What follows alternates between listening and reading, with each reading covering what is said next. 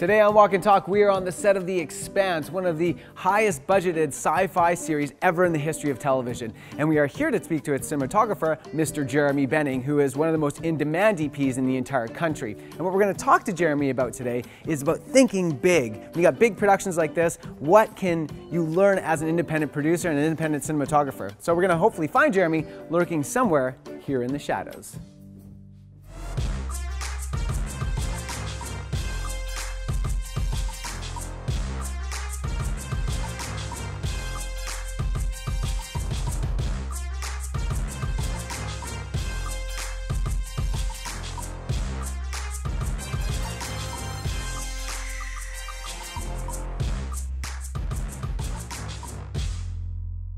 So Jeremy, this set is nothing shy of mind-blowing. I can't even imagine what it's like to be a DP on a set like this.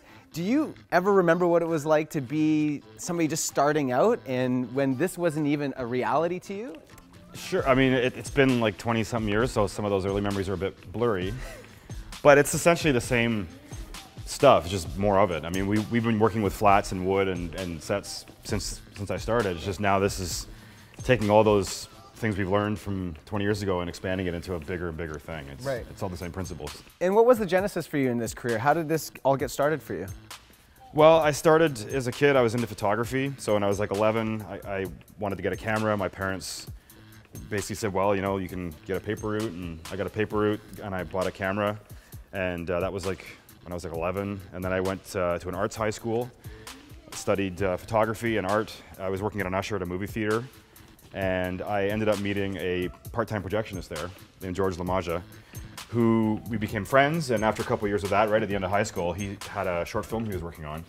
He said, why don't you come and work on the short film with us? And I said, great. So my first summer after high school, I went and worked on this short film. And I met a bunch of great people on that who were in the local industry.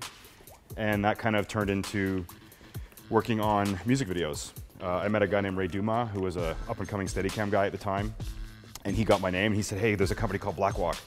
You should come work for this company. And they were kind of like the pirate ship of music videos back then. And literally everything I've done since then is connected to that. So speaking of starting out in the business, when you're a new cinematographer and new to filmmaking, obviously you're gonna see your hand in the work that you do on smaller budget stuff because it's just your camera and it's just a couple lights and maybe a small crew. So you can look at something you shot and go, oh, that was me. It would have looked completely different if it was somebody else. But when you look at this and there's like all this production design and there's multiple producers and different creatives involved, how much of the work that you do today do you see your hand in? How much control do you feel that you get?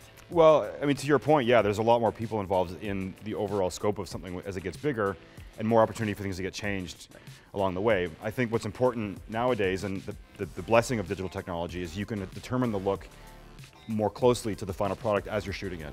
So, for example, on this show, and everything I've done lately, I make sure that as we're shooting, we're either live grading as we shoot, or we're setting the look, you know, at the end of the day with the DIT, so that when it goes to the editorial department, they're seeing the dailies the way we intend them to look, as close as possible to the final product.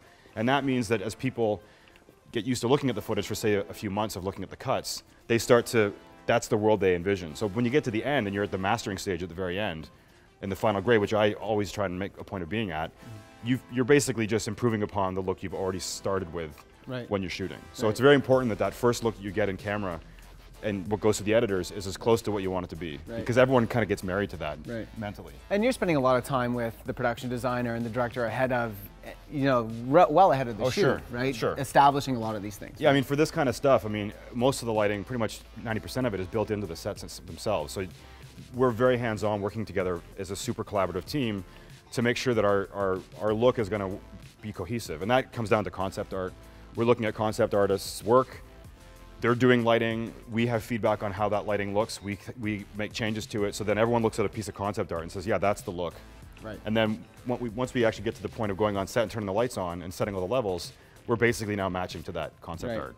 And so there's this quote that I heard, and I don't know if it's true or not, but George Willis, who shot The Godfather, said that anybody could have shot The Godfather and it would look the same because the story was great and Francis Ford Coppola was such an amazing director, and he sort of detracted from his whole Prince of Darkness thing. Sure.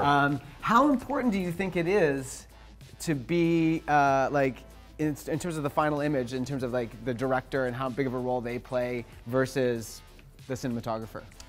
Well, it comes down to the director. I mean, some directors are more visual. Some directors come from a photography background or production design background, and they have much more hands-on control or want hands-on control of the look, like lenses, the lighting type, the textures of the walls, like that kind of thing. And some directors are more focused on story and performance and the writing. Right. So usually the beginning of a working relationship with a new director, you're determining what their sensibilities are. And so right away in the beginning, you kind of have a sense like, well, this person has a really strong sense of visual, so you're going to lean on them to give you the direction. If it's the other way around, then it becomes like more, you're going to them with suggestions of like, what do you think about this and what do you think about that? So it's very much dependent on the director's background. So the first 2 seasons of The Expanse, it was just you DPing, and now for the 3rd season, you've decided to co-DP it with somebody. That's right. Seems interesting because the DP always wants this indelible mark and maybe not give up control, but at some point it must become impractical. Why did you choose to co-DP? It basically for the sake of efficiency for the show. I mean, this show is so intensive workload-wise. We're building sets so frequently and so many that never stops. And because the construction is so tied in with the lighting that I can't always be on top of trying to prep with the incoming director, the new sets that are being built. I mean, I managed for the first couple seasons, but it was really intensive. And you know, I felt that it would be better for the show if there were 2 DPs, and the showrunner and I both agreed. I mean, he wanted it to be that way as well, and it took a couple seasons to work that into things. But how do you even do that? Because the role of a DP is so specific, like you do this and you are controlling the look and you're controlling. How do you co-DP without getting into artistic differences or squabbles, or how do you divide and conquer the workload? Well, I mean, first of all, obviously it's important that you find someone who will be the co-DP that's going to be compatible with you aesthetically. Right. I mean, that's number one. And someone who likes the show and understands the vibe of it. And you know, from there, it's like I also, we brought in Ray Dumas and Michael Galbraith, both DP'd season 3 with me. You know, I wanted other people to have ideas too, right, because I was always the idea guy, and it's like there's so much creative output required for a show like this that it's great to say, hey, you take the ball. Right. You come up with an idea now, and it's better for the show as a whole because then you also inherit that DP's design of a set. Like we'd work together, like Ray would end up being handed off some big sets that he had to design, and I was like, you do it, go and you do it, and then we'll sit down and we'll compare notes. And then it's like, hey, I get to walk into this amazing set that we kind of did together and that he put his fingerprint on. Yeah. I think it just makes, it raises the bar for everybody. More time at the cottage for you. Yeah, if I had a cottage. Before your household name as a DP in this country, you were a household name as a Steadicam operator. And a lot has changed since you've been a Steadicam operator. We now have gimbals and everyone is using them now. True. Why is it that the gimbals have not put Steadicam operators out of business? Well, I mean, there's still a lot of uses for Steadicam. And I mean, I was a skeptic of gimbals when they first came along when we started this show, but quickly became a convert to them. And we use them both. The Steadicam is typically a one-person operation. Well, it is a one-person operation. The difference being is that with a gimbal, at least the way we use it, it usually becomes a two-person operation because using the kind of majestic mode of a gimbal for most dramatic situations with like, you know, choreographed scenes with actors, it's very difficult to do those kinds of moves with the majestic one-person thing. So we typically use the remote wheels. Some people use the joystick or they use a pan bar or the Mimic. But we use the wheels because that's traditionally what works best for the kind of things we do. Steadicam is one person. So if you're doing the kind of shots where it's like very dynamic, like small spaces, fast moves around narrow corners, Steadicam is really good for that. Right. There's one person interacting with the actor. Because you've done a lot of dance stuff, and it's almost like the Steadicam operator becomes another dancer. Yeah, you're another character in the scene. Right. You're the unseen character. Yeah, I think if people don't know what that looks like, it's like watch La La Land, right? Like, exactly. Yeah. You couldn't have done that on a Ronin, right? Or no. like Movi. So I mean, you know, the gimbal system for us, I think of it as like a remote head techno crane on feet. It's like a jib on feet. So you can go over. You could go over a table. You could start down here and go over this because the Steadicam rig is this tall thing and it would hit the table. You can't scrape the lens over something like that. Right. So for our sets that are multi-leveled with railings and tables and control surfaces, we can put the lens anywhere from someone's feet over their head. Right. That's an amazing thing that I'd never really been able to do before. What I've seen is that there's a new generation of operators that aren't as familiar with, say, using the wheels. Right.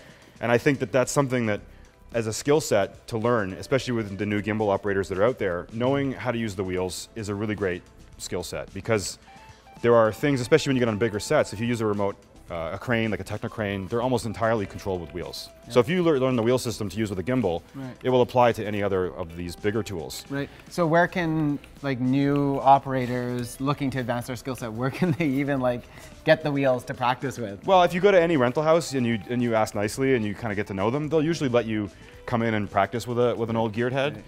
There's also lots of options now that didn't exist before of these wheels that you can buy for gimbal systems. So if you own a gimbal already, get yourself a set of wheels and practice with them, and then now you've learned that skill set and you now have them in your kit if somebody ever wants to use them. A lot of people think that there's nothing more comfortable than being a DP at the top of their game, but I would also imagine that when you're at the top of your game, that it looks a lot different than we imagine it looks like.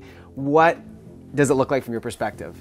Well, I think the main thing that you realize that when you get onto longer format projects that are, take you away from things for months at a time, is that you can become pigeonholed or typecast. People may think that you're the sci-fi guy, or you're whatever it is that you're doing for, say, a few years.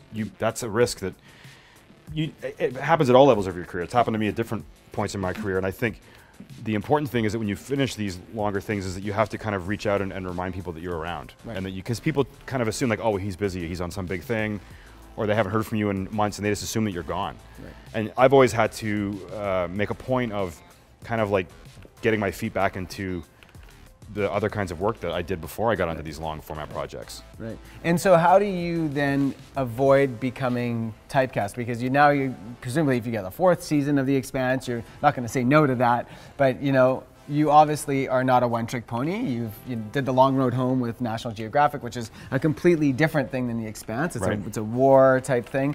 How do you develop your other creative voice so that people are reminded that you're not just a one-trick pony?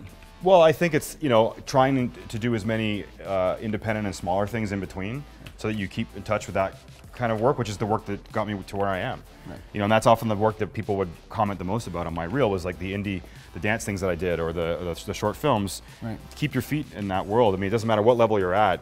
You got to always kind of come back to that, so you kind of remember the kind of the grassroots filmmaking vibe, and also so you don't get burned out doing the same thing over and over again. Right. You got to kind of keep it fresh. So speaking of being a one-trick pony, you are not just a one-trick pony. It's not just filmmaking that you do, and you find ways of creating balance in your life with other activities. What are some of those things that you do to make sure that you don't burn out and that you have other interests? Well, when I was a teenager, I was into music pretty heavily, and took lessons, and I kind of saw myself maybe getting into producing music, but then film took over and I just lost touch with that. And in the last few years, as I've had more time between projects, when I've, between long format stuff, I just made it a point of getting back into that. Right. So now I'm working on producing acoustic music with friends of mine. I have lots of good musician friends. So I want to pursue that and have something that's not visual that I can do between my big chunks of film work, and completely change my, recharge my brain, so I'm not thinking visual all the time. I mean, music is obviously a totally different thought process, so that to me is important. And also, we also have our own small documentary projects that we're making that are on subjects that we're inspired by, and that's also a totally different headspace than working on a dramatic series. And I know that, like, I've been guilty of this, where the first, say, 5 years of my career, it was just like sacrifice, work all the time, 24/7, and then eventually you kind of burn out a little bit. Was there a point for you when you figured out, like, okay, I need to step away or find ways to step away from filmmaking for a little bit so that I can regenerate? Where did that happen in your career? Well, I'd say in the last 4 or 5 years. I think I kind of realized that doing 6-month stints on a show, on a feature, or on these TV shows, that you can only do that so much before you start to feel like you're burning yourself out. And I think it's important that you never want to have that become your day-to-day feeling, because then you're not inspired in your job anymore. You're that kind of bitter guy. I don't want to be that bitter guy. I want to always come to work with passion and have a sense of inspiration that you don't get if you're burned out. So it's important to maintain that balance. And I think in the last few years I've realized, and I've made a concerted effort to have that in my life. And if there's one last question, if not the most important question that I can ask, is you have the best hair of all the DPs in this country. Oh, come on. What is your secret? Well, I guess good genes. And my partner Francis cuts my hair, so he has to take some of the credit. Yeah. And I think I just got lucky with good gray hair. Yeah, that's amazing. Hey, Jeremy, thank you so much for taking the time. It was awesome being on the set here. Pleasure. Take care. We'll talk to you soon. Yeah, take care. Ciao.